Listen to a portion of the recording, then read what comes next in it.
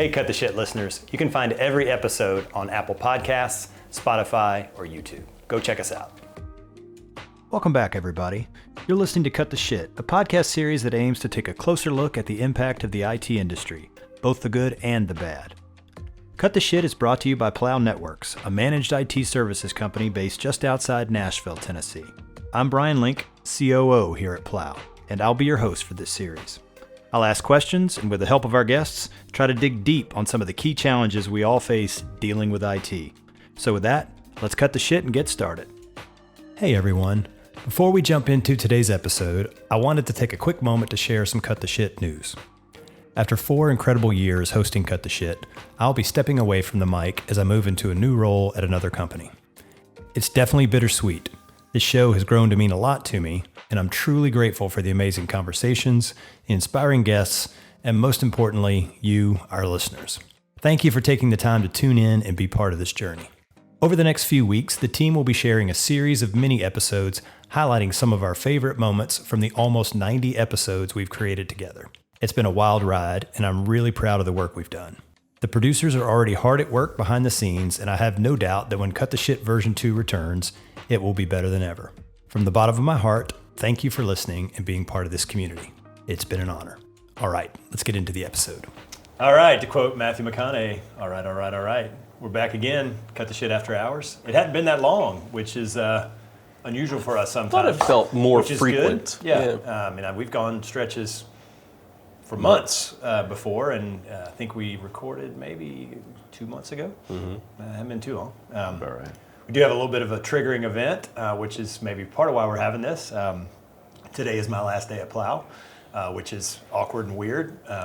It's bittersweet, Link. Yeah, for sure. And we're not going to spend the podcast talking about that, but it does bring up an interesting topic that we've never talked about during After Hours. We've talked about recruiting. We've talked about, finding good talent, blah, blah, blah. But we've never talked about transition. What do you do in a company? How do you deal with it in a company when someone leaves, right? And I don't mean, we'll stay away from people who, get fired for doing terrible things or whatever. We're talking about assuming it's someone, a person who leaves the company who was doing a good job, filled an important role, and has now moved on to something else, right? Listen to this guy. He's for example, somebody like me. Somebody like me, right.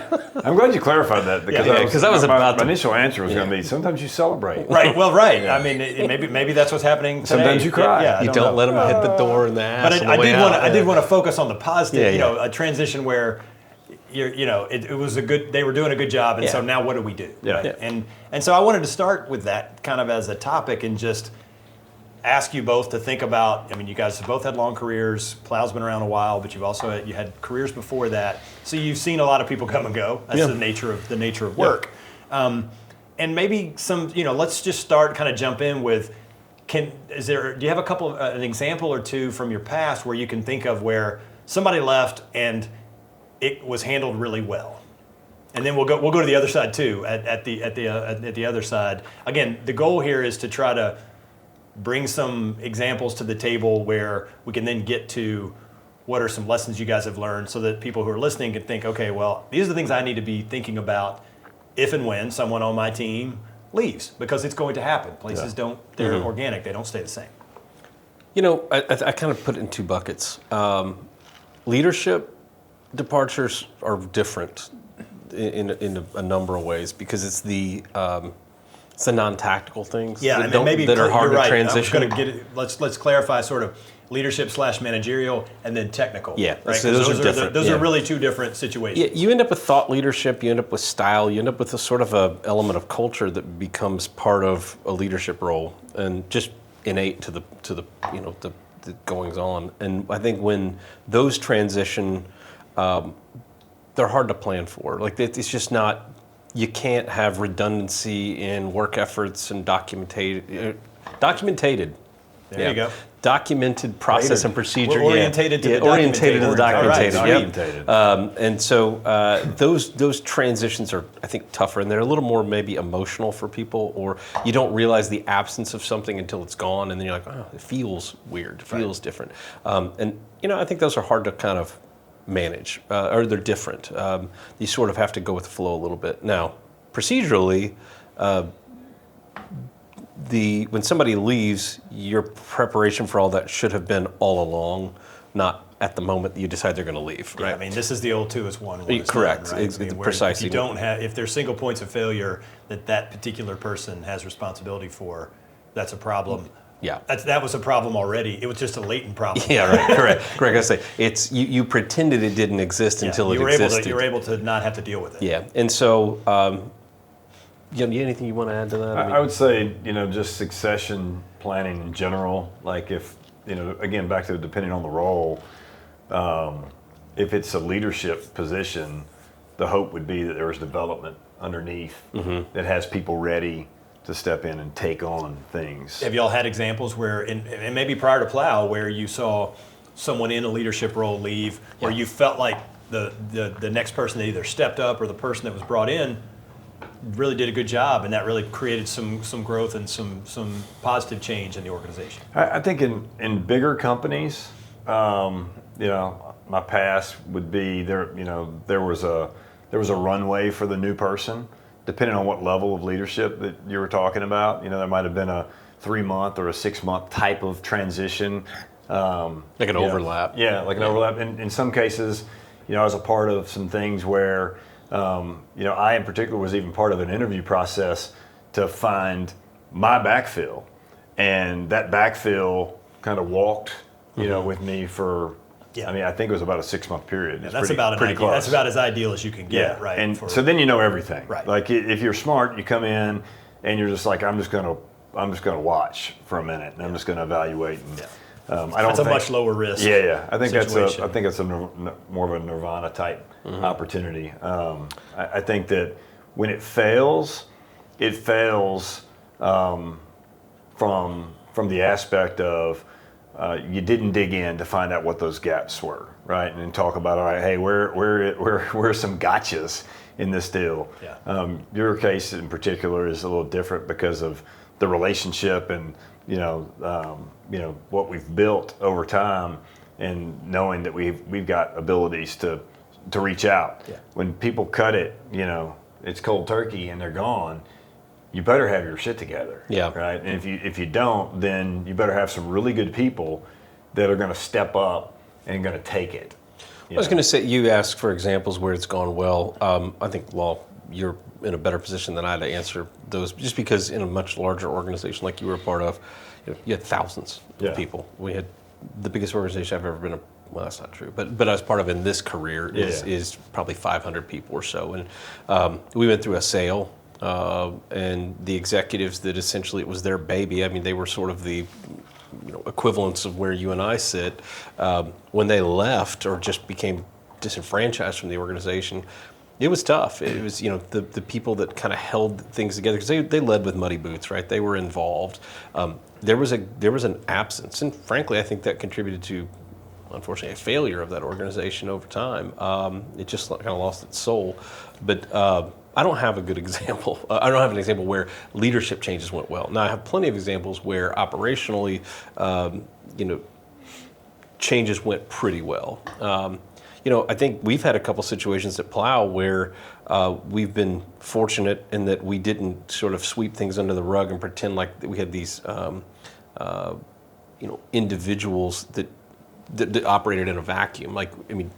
Case in point, we had 2 employees pass away, obviously very unexpectedly with one of them. And that makes you realize what you forgot to prepare for, and those aren't monumental, you don't wake up on a Monday and be like, this week we're going to pretend not to have redundancy in our operations. Correct. These are small fractures that you're aware of for a long period of time, and you just think, it'll be fine. We'll get to it. We'll get to it later. Yeah, and you don't. It's on the list, but it just stays on the list. Yeah, and I think not assessing that as just a core of your operations and understanding that it's like, I'll go to the doctor eventually kind of thing. It just doesn't happen. So it has to be part of your routine from the get-go. Making sure I do think that's exacerbated in a small organization, of course, versus big. Far more, for sure. But certainly on the technical side, even in a larger organization, right? There's still situations all over the place where even in a big company, there's one person who knows this system Yeah. or this particular set of issues, right? And that's it. Yep. And there's oftentimes even a sort of a perverse incentive to hold that information, right? To maintain it and keep it, because there's potential job security associated with that. And that's sometimes redundancy is not always everybody's favorite, Yep. because it can make people feel expendable. That's not necessarily why you do it, right? It's not like, oh, well, we'll figure out what Joe does so we can get rid of Joe. No, we want to know what Joe does, because if something happens to Joe, somebody's still got to do that stuff, Yeah. right? Correct. And I think it's easier to sort of see that, I think, in a smaller organization. So it might even be in some ways a potential bigger issue at a big company, even though it's less prevalent. Well, yeah, I think makes I always sense. look at it as like, I try to look at it through the lens of simplicity, right? If a pharmacy can't run without a pharmacist, there's a lot of people that work there, but there is a critical role that Yeah. just cannot be singular. Right. So, like I said, I think it's somewhat it's cultural that you have to just embrace the idea that you have to have redundancy, you have to have documentation, you have to, and to the people that are doing things that they know there aren't, redundancy to what they do on a day. I mean, I'm guilty of this for sure. There's stuff that if I just disappear off the face of the earth, people would be left scrambling, and so I have to try to make time to intentionally, create process and procedure and share and and envelop other people into the just the goings on of the day. Now, you can say in a smaller organization, we're kind of each other's corn anyway. So like, if something like we all kind of know what each other's doing enough that we could pick up the pieces. Right. That's a plus. I mean, right. That's the other side of being a smaller shop. So yeah. And you mentioned culture a couple of times, which I think is, especially when you're talking about kind of a leadership role. I mean, you talked about, part of the reason you had that sort of overlap at a larger company, right, was a couple things. There's the practical side. We want the person who's coming in to figure out what, how things work and how it goes. But also, it gives you a chance to make sure they're the right, like, culturally is the right fit. Now, if you're hiring somebody internally, or if someone internally or someone's are stepping up, then culture shouldn't be an issue because they're already on the team.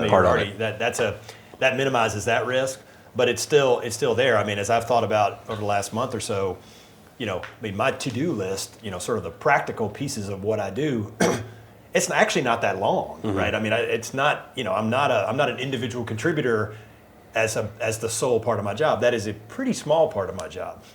There's a bunch of other stuff I do that are it's a lot of touchy-feely kind of, to your point, there's strategic stuff, there's, helping people kind of figure out what's next. It's thinking about stuff. Like the hug line. Like this morning when everybody had to come by and give you a hug. The hug line. I mean, so stuff like that. That's the thing that, I do think that cultural piece, if you've got there's the sort of clear dividing line between, are you going to use people already on the team, like, to grow into the role or take on, or are you going to bring somebody in from the outside? It's a much trickier proposition, for sure. Agreed. There's an art to it, and you know what? Some people possess a certain art, and you do lose that when they go. But you can also get somebody who comes in and takes things in a different direction. I mean, I had that experience. I mean, I have a situation where I had a senior leader in a very small company that left suddenly, not of his own volition, so it was a negative thing, but he had been one of the founders of the company, and the remaining people kind of looked around and were like, what are we going to do?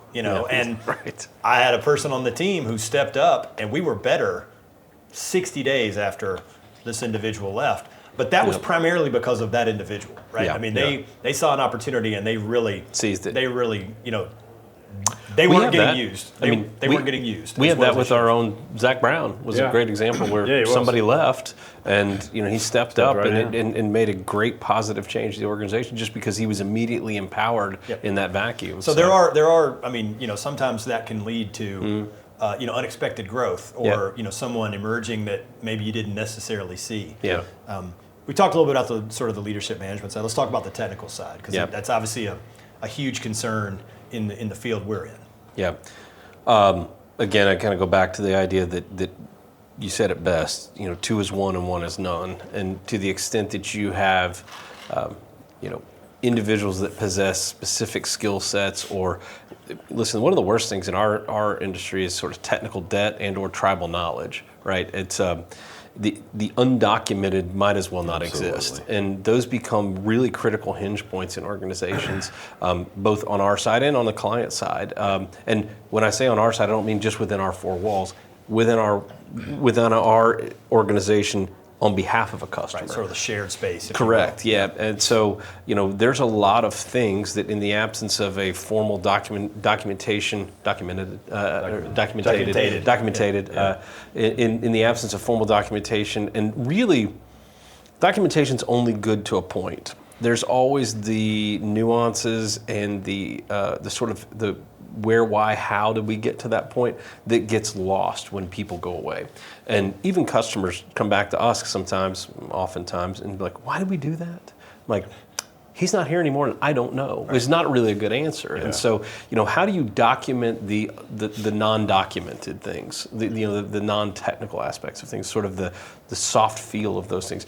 I think that's a big challenge for people in our space, for customers in the technology space, or on the technical services side of their organizations. So, look, you have to have enough people that know how to keep the thing running, and you got to have more than you think. But I do think it's those soft. It's kind of like you talk about the undocumented things of what you do in leadership. It's the undocumented things you do that are contextual within engineering and tech services, that you need to find a way to share that, that sort of the stories, and that's that tribal knowledge that's super valuable. I think about this, the idea of paired programming, right? Mm-hmm. for writing software code. There's a lot of pushback on that idea, right? Because they're like, why would we have two people write code when we can have one? Mm-hmm. That's twice as expensive. Right. Well, they were able to. There's real good documentation that the productivity of that is actually worth it, right? Assuming it's a three out of two instead of 2 out of 2. But that's, in many ways that's the same thing we're talking about as it relates to domains of expertise inside technical shops, right? Yep. It's going to be it's probably more expensive, right, mm-hmm. to a certain degree. But is that a risk? Are you buying insurance by doing it? And right. If you're not, are you aware that you're not, right? Are you self-insuring and you don't know that you are? Is kind of what you're getting at. There's a downside to that self-insurance, or to not embracing that self-insurance as well, and that is you become pregnant with that individual. If it's somebody that you want gone, you're kind of stuck with them. Right. There's two sides of the defeating, problem. Yeah. They might leave on their own volition, and they're not there, or you want them to leave. Yeah. And right. Yeah. It's the same. It's really the same problem. Right. Yeah. I think when you take those two things into consideration, it's foolish not to embrace or understand that. Again, we're back to this 2 is 1, 1 is none, and it's expensive in a small shop to staff that way, but it's expensive to not too. So. And I come back to I still think it's just as big an issue in a bigger shop. Mm-hmm. It just doesn't seem that way because there's a lot more people. But the long tail of potential technical issues to deal with are generally broader as well. Right. And maybe you've got. You can go to the extreme example, right, of banks and insurance companies with old legacy systems where there literally are everybody's died who knows how to take care of it except like 3 guys. That's a real thing. That's an extreme version of the problem we're talking about. But you can still be in a shop where maybe you've got some special database program that you really like to replace it, but it's expensive to do it and it's worked. And you know what? Old Joe over there has been working on it for 20 years and he's really good at it. Mm-hmm. And so we're just going to let it ride. And you don't want to train anybody because it's a legacy application. You're betting on the come that it's going to go away. Exactly, exactly. But it's sitting there. That's a self-insurance. That is an example of self-insurance. Yeah. I did some consulting with a large insurance bank, and there were literally thousands of employees. But there are critical systems, to your point, that don't have massive staffs around them. So out of 4,000 or 5,000 people in IT, there's about 6 people in the core networking services group, and there's one guy, not 2 guys, one guy that really knows how it all works. Right. Like, if something happens to him, they'll figure it out. But you now have 3,900, let's just say it's 3,999 people that can't really do anything unless this core thing works. If you cut the head off of that snake, the rest of it's not going to work. And it sounds crazy. Silly. You say it when you look at it from the outside in, you're like, that's crazy. Yeah. It's all over the place. Yeah. It is everywhere. In fact, I guarantee and it's not a surprise. I'll bet ignored. Jamie Dimon worries about that in the case of J.P. Morgan. Like, where are there somewhere that some dude, and it's mostly dude because it's some old thing, right? Like, who, if we have a problem in that area and he's gone backpacking or he's sick. Yeah, what's up? What are we going to do? Yeah. Like that, and they don't have a great answer for that, and that's one of the biggest companies in the world. Funny how the regulation doesn't seem to dig into that. Problem. Yeah. The accountants get rich. But you could take a look at it like literally as you could look at transition of servers too, or just infrastructure as well. Like this could be pull the person out and put in the application and go, what if it is somewhat logical? What do we do about that? Yeah. What do we do about? Well, we're not going to transition it. We don't want to move it it just got to sit there until it breaks. And when it breaks, then we'll deal with it, and we'll scramble and we'll figure out what needs to happen. It's the same kind of principle. They're very related. Yeah. They're sort of similar. Oh, it's the same issues. Risk posture, risk avoidance kind of, or risk ignoring that goes on mentally, whether it's people or systems or anything else. Because it's expensive, right? I mean, it's not a. It's not fun to deal with. No, it's again, I keep using insurance as the sort of the comparative because we all know, I mean, whether we like it or not, right? Our ideal scenario with the insurance that we buy personally or as a business, right, is we write checks to pay the premium every year and we never get any money back. Right. Because that means we never had to file a claim. Right. But we know we have to pay the premium to deal with it, right? Yeah. In this case, the premium would be additional people or backup systems or whatever it is. Well, we don't want to do that because we'll do it feels next like year. a waste. Right. It's not that It's a distraction. It's not even that maybe we ignore it, maybe we pretend it's not there. The more likely scenario is it gets flagged as a potential risk, but from a prioritization standpoint, it doesn't make the hit list, so it just sits there. Not a squeaky keeps wheel. Getting pushed, and then all of a sudden, boom, right? I mean, how many cybersecurity things? We're kind of getting far afield, but it's the same thing. I mean, all of a sudden, people get religion on cyber insurance or putting systems in place to proactively look at what's happening when they have a breach. Let's say the rear view is very clear. Yeah. Always. I mean, if you ask anybody who's had those caught with your pants down moments like that, it is. Were you completely surprised? Like you may have been surprised by the event, but were you surprised by your circumstances at the time of it happening? And the answer is almost without a shadow of doubt, no. Right. Like we knew we should have, could have, would have done these things. We were usually the answer is we were in the process. Yeah, in the process of yes. We were just looking at it. That sounds a little better than we just saw it and decided not to do it. Yeah. Ignorance is bliss. Yeah, for sure. So many times with clients. Well, let's talk a little bit. We don't have to. We could talk about this for a while, but as you know, if you were going to provide advice to, we had 3 clients here who were sitting around the table shooting the shit with us instead of us 3 alone, and they said, well, how have you guys thought about it? What have you done? What would you recommend? What's worked and what hasn't as far as trying to prepare for transitions? Let's maybe start with the technical side first. What would you recommend to them, as a couple things to consider? To me, I'll tell you how we got here. We didn't sit down one day and be like, we got to make this better. I mean, I think it became organic by getting stuck or realizing, oh, crap, if this happens. Yep. But we've empowered people, one, so that it doesn't always have to be a loop of executive engagement in order to make decisions, because that does slow things down. I think 2, it's making sure that there's a defined process for knowledge transfer and for, kind of to what Brian's point was, this overlap or this education process of bringing people in and having an intentional success plan. And some of that's a byproduct of growth plans too, right? Individual employee growth plans. Yeah. So it's just not thinking, oh, we got our shit together, now we're in a silo and everybody just stay put, because that's just not realistic. So I think that at least that's how we've accomplished it here, and to look for silos of risk, to truly take a risk lens to the business and say, where are things subject to failure in the absence of a person? Yeah. Again, very, very intentional. Nailed it. You got it. I'm good. I think the risk lens is a good one to think about, and the growth one. Because now we're talking about. They feed each other. It's kind of a yin yang. Now, if you don't have someone internally who can grow in, it can step up and that's a whole. That's a different question, but that's kind of what we're assuming. And I feel really good about where we are from that perspective. Yeah, you did a good job. The guys are they're in a great position to be able to avoid any kind of real issues, disruptive issues. Certainly in the short to medium term. I think you did a good job here. Like I really do. I mean, in earnest. The guys that you've got that are behind you when you told us you were going to, go on and pursue another venture. Outside of the emotional side of it, I didn't shit my pants. I knew those guys were in a good spot. Right. I knew that because they didn't shit their pants. Well, and you know what? Actually, it's a good point. I was fearful they might shit their pants. Yeah. I mean, this is cut the shit. Might as well keep it on topic. Yeah. But when we went to them, they were like, "No, I'm good." Like, and they were like, I don't depend on Link to do my job every day.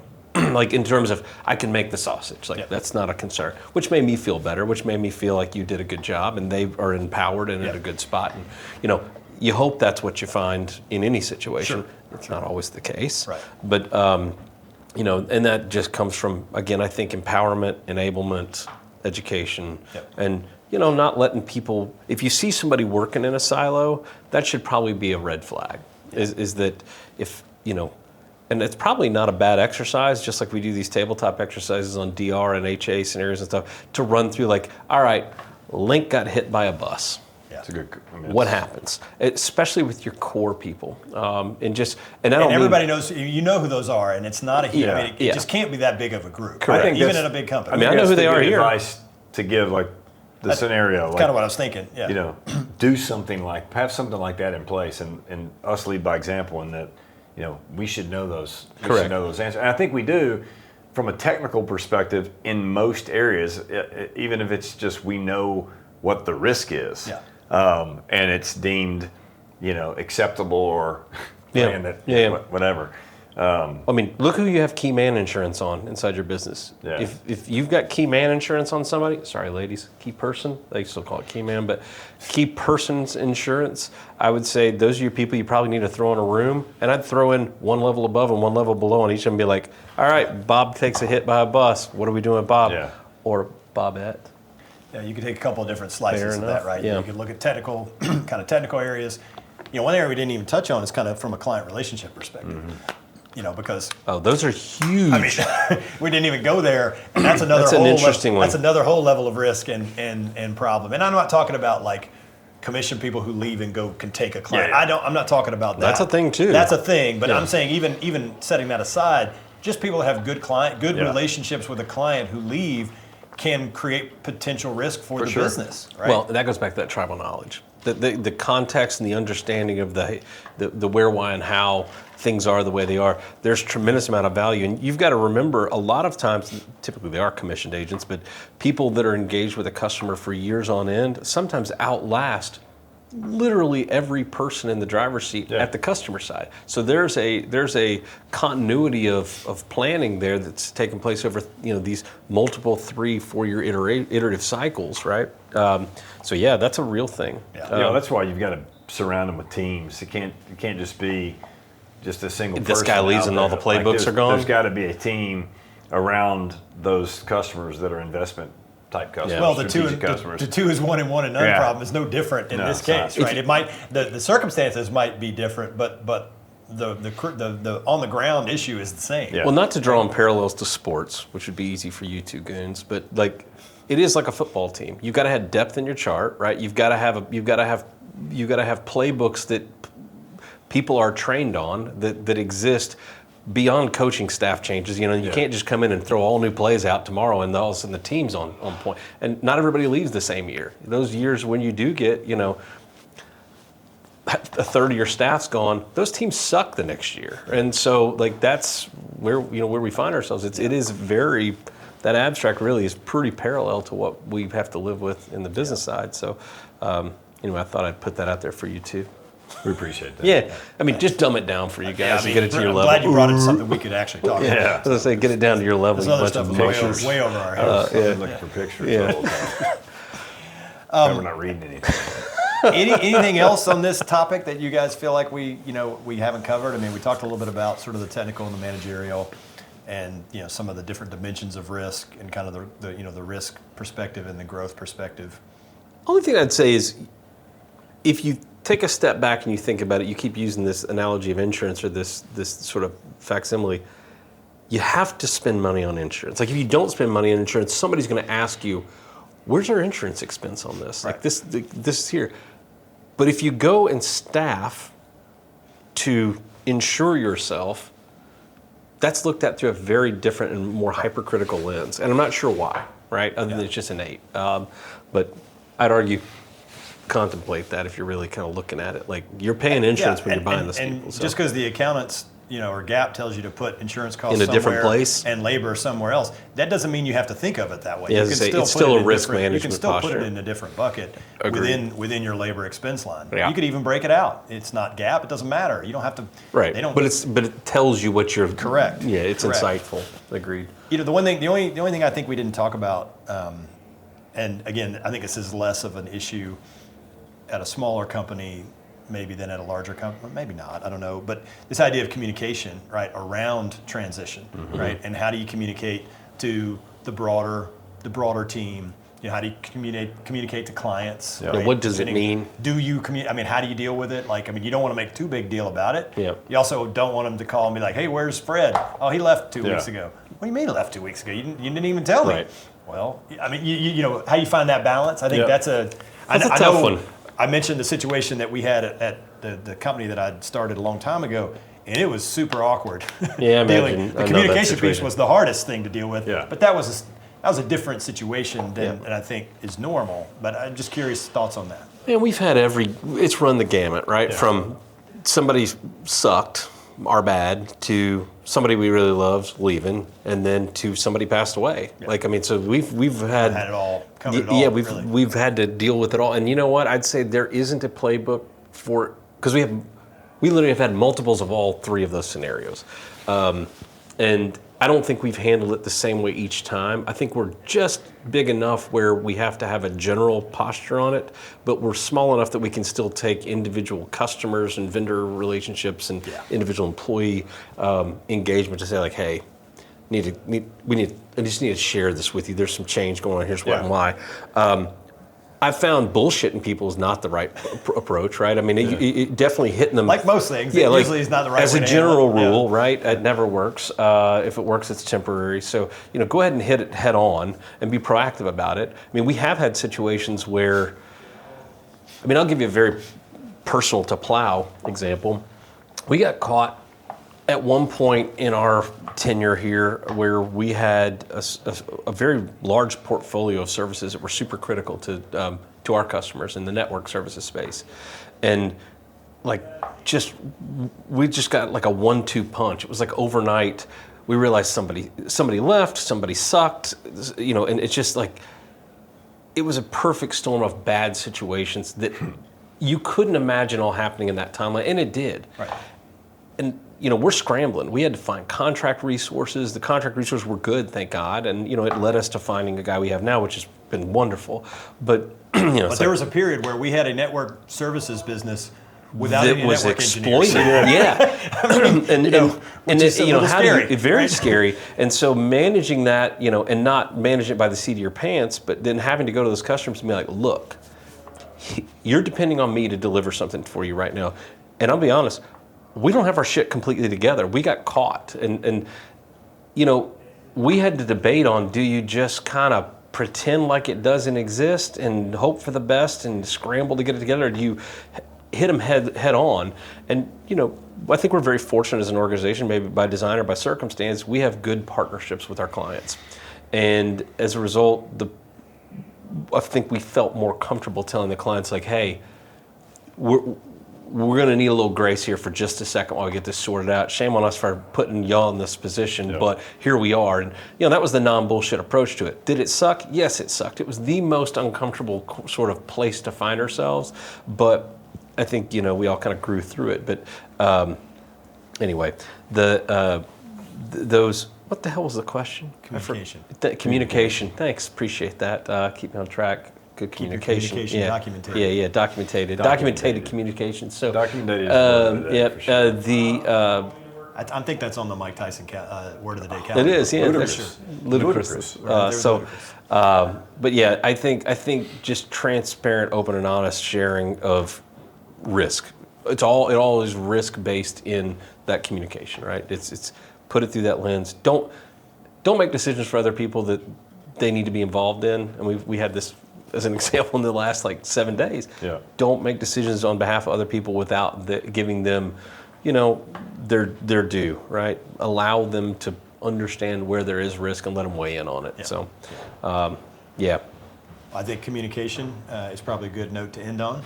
Yeah. Fellas, we were looking at the data, and I think this is the 88th podcast. Wow. Is it really? I think so. Something like that. Wow. 87, It was a shock. 88. It was a remarkably shocking quantity. When it was 50, I was mind It blew me away. I couldn't. Yeah. I was like, "Is that right?" I mean, I had to. Did it feel like that? No, that's Yeah. what I mean. It's just kind of grown were over having time. fun. And so I'm thinking, after hours, we've done at least By 10. probably 10 to 15. Yeah.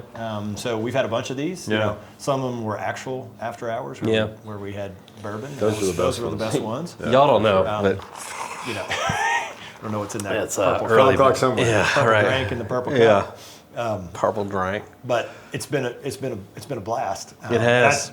I can't thank the producers enough. They're behind the cameras right now, but Emily and Talia and Molly have done a great job bringing this thing together, and it's been a lot of fun. And I think there's a future here. I can't wait to see what happens. What you guys We'll make see happen where with this goes. podcast and see if you can again. It's an opportunity for improvement because God knows you're getting rid of the weak link. No pun intended. Well, Big shoes to fill. I was going to say, speaking of succession planning and surprises and not being in the best position to just jump right back in, this is an example of that. Well, gents, as always, It's been real. It's been a pleasure. And Gonna miss you, I'll man. be looking on the other side of the camera, watching from now on. This is a stunt goodbye right now, but it still hurts. So I appreciate we love you, that. man. You've been Appreciate that. you've been a great asset to this organization. We really appreciate it. Thanks a lot. Thanks We'll a lot. miss you. All right, That's a wrap. close it down.